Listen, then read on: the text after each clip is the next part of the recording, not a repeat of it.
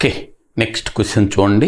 ఒక రాంబస్ యొక్క శీర్షాలు ఇచ్చి దాని వైశాల్యం కనుక్కోమని. రాంబస్ అని వాడే చెప్పేశాడు, మనం ఆలోచించక్కర్లా. వాడే రాంబస్ అని చెప్పాడు కాబట్టి కర్ణాలు కనుక్కున్నాం అనుకోండి, వైశాల్యం ఈజీ కదా. మామూలుగా అంటే నిరూపకాల నుంచి కాకుండా కర్ణాలు కనుక్కుంటే ఈజీగా ఉంటుంది కదా, అందుకని అట్లా చూసుకోండి.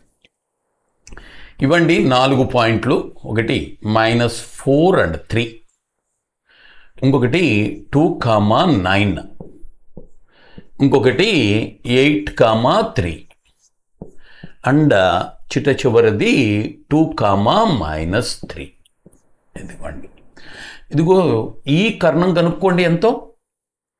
చూడండి ఇక్కడ x2 ఇది y2 - y1 0.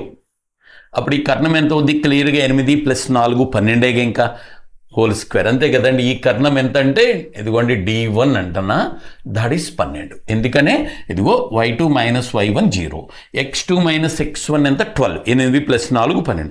దాన్ని స్క్వేర్ చేసి రూట్ కడితే అదే వస్తుంది కదా, అందుకని.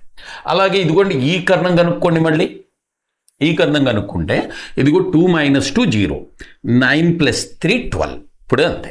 రెండవ కర్ణం కూడా ఎంత అయిందండి? 2. అంటే చతురస్రం అనుకోండి అది. సో దాని వైశాల్యం అని అడిగాడు. మనకు ఫార్ములా తెలుసు కదా, ½ d1 d2 అని. అంటే ½ × 12 × 12. ఈ 12 దీంట్లో 6 సార్లు 6 12 ఎంత అండి? 72. అంతే, నోట్ చేసుకోండి.